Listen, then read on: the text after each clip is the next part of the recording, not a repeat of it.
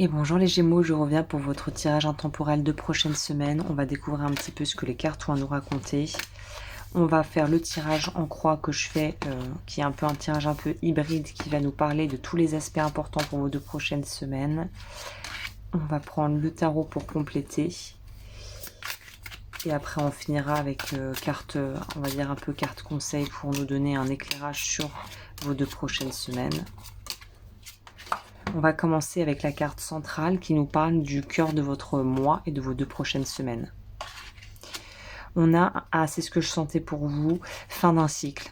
Fin d'un cycle, vous, j'ai l'impression qu'il y a quelque chose de très chouette qui arrive, mais que vous pourriez être dans une phase de fatigue. Alors évidemment, je ne fais pas des choses qui ont attrait à la santé, mais c'est quand même quelque chose que je ressens, une fatigue soit physique, soit mentale. Évidemment, faites des bilans sanguins, un check-up chez votre médecin traitant si vous en éprouvez le besoin. Mais là, on voit que c'est plutôt, voilà, vous arrivez au bout au niveau émotionnel par rapport à quelque chose. Il y a une fin de cycle, une fatigue émotionnelle et un besoin finalement de vous poser avec vous-même et de souffler un bon coup, peut-être après une période où ça a été un petit peu dense, un peu chargé, un peu émotionnellement lourd, où vous avez été confronté peut-être à des difficultés, enfin des challenges, quoi, des choses, des situations qui ont pu être un peu stressantes, où on le voit ici, trouver l'équilibre en vous-même a été peut-être délicat, on va dire. On va aller regarder le passé pour voir d'où vous venez. Quitter. Alors là, oui, c'est pour. Ah, ça explique mieux le cœur des 2 prochaines semaines. Vous avez été un peu amené, alors de gré ou de force, à quitter des croyances et à quitter une identité et à quitter un vieux rêve. Ce que je veux dire par quitter un vieux rêve, c'est en fait se rendre compte que ce que l'on pensait être juste pour soi ne l'est plus.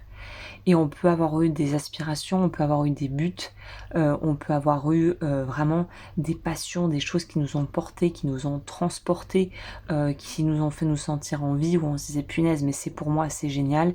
Et là, en fait, c'est un peu comme les goûts qui changent avec l'âge, on peut dire. Parfois, on regarde des photos de nous d'il y a quoi, 5, 10, 15 ans, et on se dit punaise, mais comment j'ai pu me fringuer comme ça, ou comment j'ai pu être aussi à fond dans telle ou telle discipline, alors qu'aujourd'hui c'est un truc qui me passe, où je m'en tamponne le cocard, et ça ne m'intéresse plus du tout, ou ça ne me ressemble plus du tout. Et c'est de faire en fait un espèce de flashback rétrospectif, et de se rendre compte que ce qui nous a motivés et ce qui nous a poussé à vouloir faire ce que l'on fait, bah finalement n'est plus vraiment, aujourd'hui c'est plus ça, quoi. Peut-être que vous aviez vraiment un rêve, un truc que vous vouliez à tout prix accomplir, où vous disiez oui mais c'est ça, et puis en fait bah vous l'avez peut-être accompli, ou peut-être que vous l'avez pas accompli, ce rêve ou cet objectif. Et là en fait c'est même plus d'actualité. On change de niveau, on change de niveau, et on change aussi finalement de direction dans la façon dont on veut continuer d'avancer dans sa vie. Vous êtes où dans le présent? Ok, ouais, c'est ça, vous vous respectez et vous êtes honnête avec vous-même, et ça c'est très important. Il y a beaucoup de mouvements pour moi, je sens ici, beaucoup de mouvements positifs, de bonnes rencontres, de synchronicité, de personnes qui arrivent au bon moment, qui vont vous permettre en fait d'avancer dans une direction et de confirmer en fait la fin d'un cycle, de confirmer en fait presque d'acter la fin de ce cycle. C'est comme s'il fallait symboliquement clôturer un chapitre, clôturer une vraie peut-être tranche de vie, et de pouvoir vraiment boucler. Ce que j'ai envie de dire pour vous, c'est la boucle est bouclée. À un certain degré, quelque part dans votre vie, la boucle se boucle. Au niveau des challenges, waouh, vous avez que des cartes. Alors attendez, j'ennuie sur les cartes, pas bon. Vous, il y a vraiment une notion aussi de chance, de mouvement. Tout tourne autour du fait de quitter quelque chose, mais dans le sens, c'est pas juste quitter vous quittez un monde pour entrer dans un autre monde que vous connaissez pas du tout, avec peut-être des valeurs qui sont différentes, avec des envies qui sont différentes, avec des aspirations qui sont différentes. Vous êtes plus du tout au même niveau. Et J'ai l'impression que c'est presque une espèce de, alors le mot est peut-être fort, mais ouais, de renaissance, quoi. Vous êtes plus du tout dans le même état d'esprit que peut-être il y a quelques mois ou quelques années. Le combat avec l'extérieur en challenge.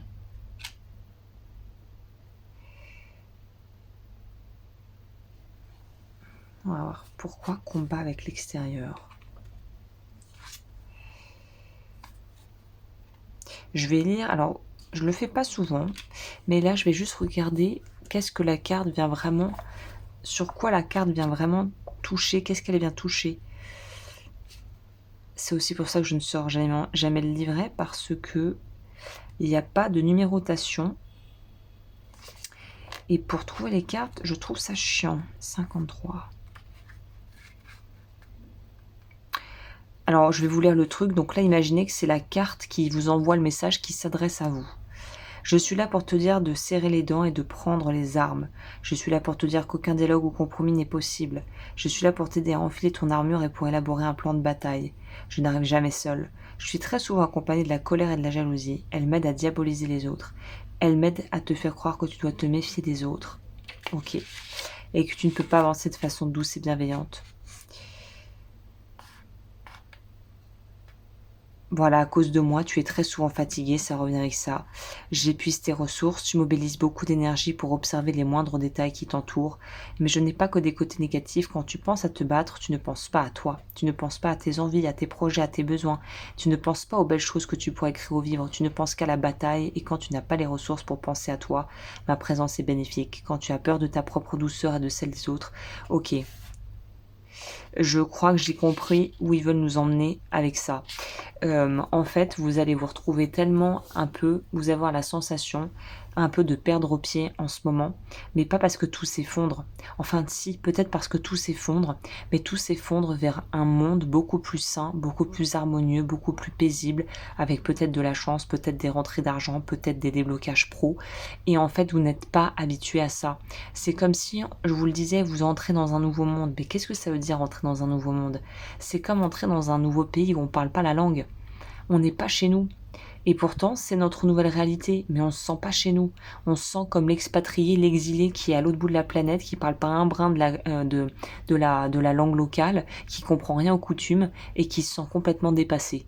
Et ça veut pas dire que c'est mauvais, mais ça veut dire que c'est juste tellement loin de vous que forcément vous allez vous retrouver à avoir peut-être vos vieux réflexes de vos vieilles peurs, vos putain je me suis planté, vos vieux démons qui pourraient venir un peu revenir à la charge parce que justement vous vous sentez peut-être un peu fragile ou vulnérable, un peu vous voulez absolument vous attacher à certaines choses que vous avez mais qui sont plus nécessaires pour la prochaine étape du voyage. C'est comme si vous preniez 6 kilos de fringues avec des manteaux, des blousons que vous aimez beaucoup, hein, mais vous allez en fait dans un pays chaud. Il n'y a plus besoin des blousons, c'est fini. Vous allez dans un pays chaud, vous allez dans un pays près de la mer où tout ce dont vous avez besoin, c'est un maillot de bain, une paire de claquettes, quoi. Et c'est dur pour vous de quitter ça parce que vu que généralement les Gémeaux font beaucoup passer les choses et leur compréhension du monde par l'intellect, quand il ne s'agit plus d'intellect, mais vraiment d'être, on va dire, immergé dans quelque chose de différent, dans un monde et un quotidien tellement différent aux antipodes de ce que vous connaissez, vous allez vous sentir un peu perdu. Et c'est normal, et c'est temporaire, et ça fait partie du jeu en fait, ça fait partie du truc. On va voir les influences extérieures qui, je pense, vont être plutôt positives. Voilà, c'est marrant, je te parlais de voyage et que je prenais cette métaphore. Reine d'épée. Bah, c'est ce bon vieux, les autres reflètent ce que vous pensez de vous, ce que vous pensez de vous. On pourrait très clairement encore parler de rencontrer des gens qui viennent peut-être d'une autre culture.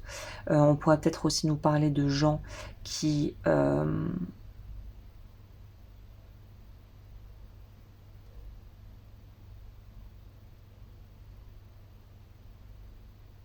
pourraient vous donner aussi un coup de main et qui viennent de l'étranger. On pourrait nous parler de discussions qui pourraient vous aider à comprendre certaines choses. On pourrait nous parler aussi peut-être de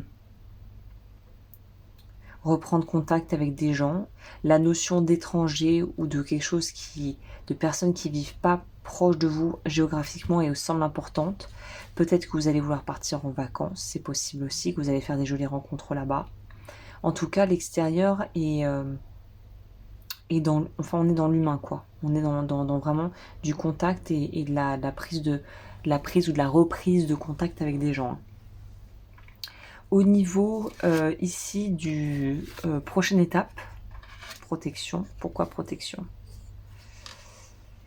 Parce que vous pourriez être un peu déçu. C'est toujours pareil quand on commence à changer, à plus avoir les mêmes aspirations, à plus avoir les mêmes ambitions, à mettre des limites, à avoir une vie qui est beaucoup plus cadrée, avec justement des choses où on est plus, comme on dit,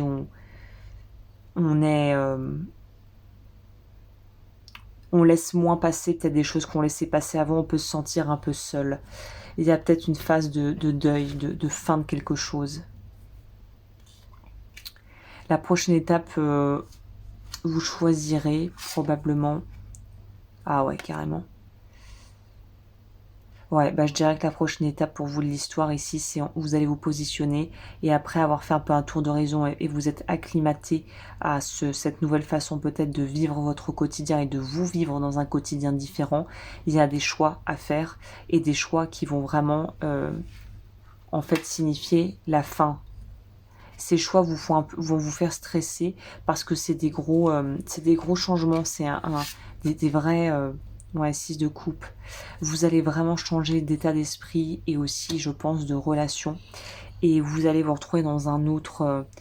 vous serez plus au même endroit de votre vie. Et le 6 de coupe, ça nous parle aussi de pouvoir renouer avec peut-être des rêves d'enfant ou des choses que vous vouliez faire à un moment, mais que vous n'avez pas pu faire parce que le timing ne s'y prêtait pas du tout. Et là, en fait, la voie se crée pour vous. Et vous allez avoir beaucoup plus d'opportunités peut-être pro ou de possibilités de rencontrer des gens qui ont vos valeurs en lesquelles vous pouvez vous reconnaître.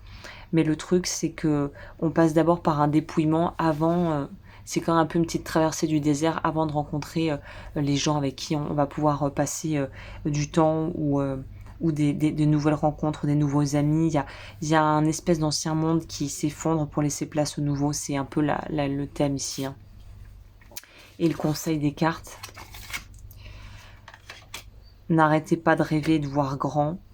Et le conseil des cartes, c'est d'être aligné avec vous-même, de pas être qu'il n'y ait pas une partie de vous qui lutte contre une autre partie de vous, c'est d'être votre meilleur ami dans cette prochaine étape et d'être votre meilleur, votre plus fidèle compagnon en fait.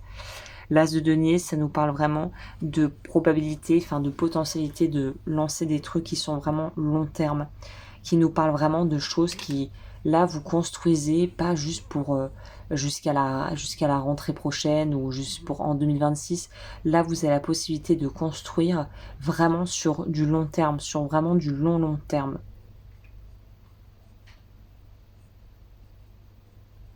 Forcément, qui dit long terme, il dit peut-être gros investissement de temps et d'énergie ici. Hein.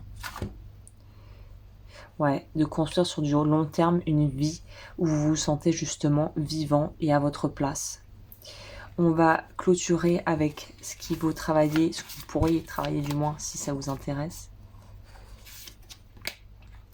On a le chakra du plexus solaire pour vous. Révoquer le vœu de sacrifice, arrêter de porter ce qui n'est pas à vous ou de vous renier vous-même. Et on est sur la blessure d'humiliation. Je propose évidemment des programmes, vous pouvez trouver ça sur mon site loudufeu.com.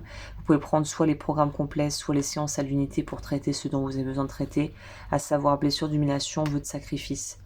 C'est ça peut-être cette notion de ce qui vous fait bizarre, c'est de ne plus vous faire passer après certaines personnes ou de plus dire non à vos rêves et de plus mettre à plus tard des projets que vous avez envie de lancer en fait et de vous lancer vraiment.